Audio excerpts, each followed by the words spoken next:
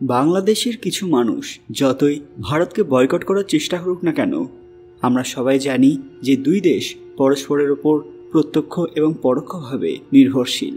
বিশেষত বাংলাদেশ ভারতের ওপর বেশ কিছু দিক দিয়ে নির্ভরশীল, যার বড় প্রমাণ পাওয়া গেল ইতিমধ্যে।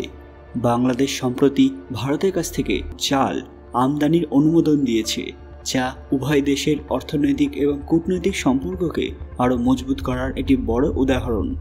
এই চাল আমদানির প্রধান কারণ হিসেবে বলা হচ্ছে বাংলাদেশে খাদ্য মজুত বাড়ানো এবং বাজারে স্থিতিশীলতা বজায় রাখা।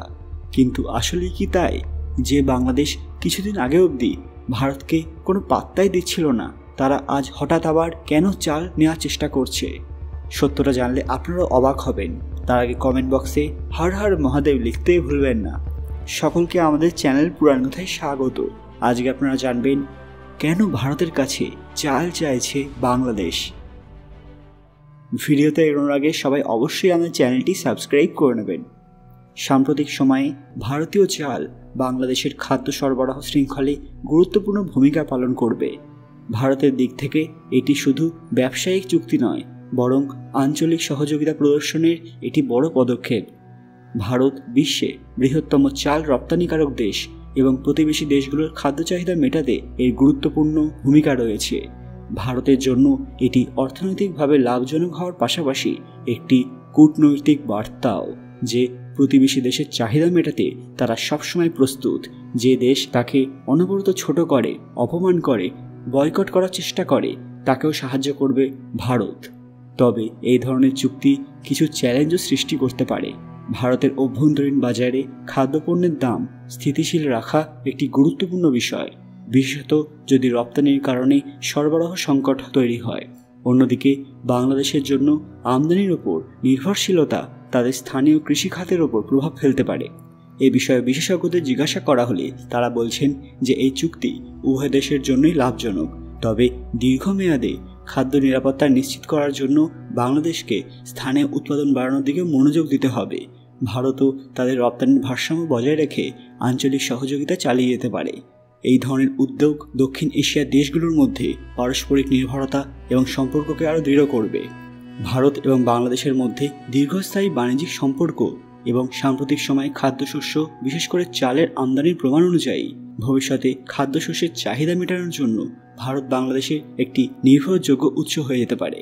ভারতের কৃষি উৎপাদন এবং সাপ্লাই চেইন ব্যবস্থার স্থিতিশীলতা, পাশাপাশি প্রতিবেশী দেশ হওয়ার কারণেই বাংলাদেশ ভারত থেকে সহজে এবং দ্রুত এইসব পণ্য আমদানি করতে পারে এবং বর্তমানে করছেও। এর মাধ্যমে বাংলাদেশ তাদের অভ্যন্তরীণ চাহিদা পূরণ করতে সক্ষম হচ্ছে, অথচ আবার কিছুদিন পরেই তাদের বয়কট করার হুমকি দিচ্ছে। ভবিষ্যতে বাংলাদেশ ভারতের কাছ থেকে আরও বিভিন্ন ধরনের পণ্য আমদানি করতে চাইতে পারে, যেমন গম, ভুট্টা, চিনি, সার, ওষুধ এবং তেল। বাংলাদেশের কৃষিতে প্রাকৃতিক দুর্যোগ বা উৎপাদন সংকটের কারণে খাদ্য নিরাপত্তা নিশ্চিত করতে এই ধরনের পণ্যের আমদানি অব্যাহত থাকতে পারে। বিশেষ করে গম এবং ভুট্টা যেমন খাদ্যশস্যের ঘাটতি পূরণে গুরুত্বপূর্ণ, তেমনি ভারত থেকে অন্যান্য কাঁচামাল যেমন সার এবং বিভিন্ন শিল্পপণ্য বাংলাদেশে উচ্চ চাহিদা থাকতে পারে।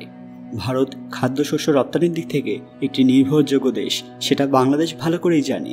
সে তাদের মধ্যে যতই সংঘর্ষ হোক বা কথা কাটাকাটি হোক না কেন, তারা এটা জানে যে ভারত ছাড়া তারা এক পাও চলতে পারবে না, কারণ অন্য দেশ তাকে সব কিছু দিয়ে সাহায্য করতে পারে না যেটা ভারত পারে।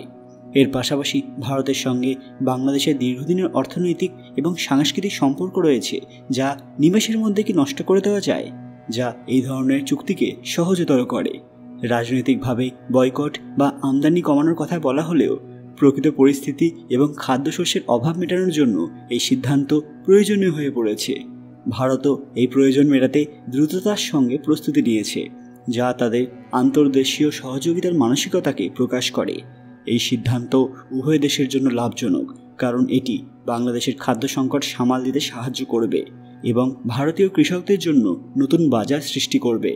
যদিও সাম্প্রতিক সময়ে ভারত থেকে পণ্য আমদানি নিয়ে কিছু রাজনৈতিক এবং অর্থনৈতিক অসন্তোষ দেখা গিয়েছিল, বাংলাদেশের সরকার এখন তাদের খাদ্য নিরাপত্তার প্রয়োজনকেই অগ্রাধিকার দিচ্ছে এবং সেটাই স্বাভাবিক। না হলে দেশের অবস্থা খুবই খারাপ হয়ে যেতে পারে। বন্ধুরা, এই ঘটনায় আপনাদের প্রতিক্রিয়া কি সেটা কমেন্ট বক্সে অবশ্যই জানাবেন। আজকের ভিডিওটি লাইক করবেন এবং শেয়ার করে সবাইকে দেখার সুযোগ করে দেবেন। প্রকৃত ভক্তরা কমেন্ট বক্সে হর হর মহাদেব অবশ্যই লিখবেন বন্ধুরা। এখন আমরা শুধু মাইথোলজি নয়, ওয়ার্ল্ড নিউজেও ফোকাস করি। আরও এরকম দরকারি আপডেট পেতে পুরাণ কথা অফিসিয়াল চ্যানেলটি মনে করে সাবস্ক্রাইব করে নেবেন। খুব তাড়াতাড়ি ফিরে আসবো একটি দরকারি ভিডিও নিয়ে। ততক্ষণ আপনারা এই ভিডিওগুলো দেখতে পারেন। ধন্যবাদ।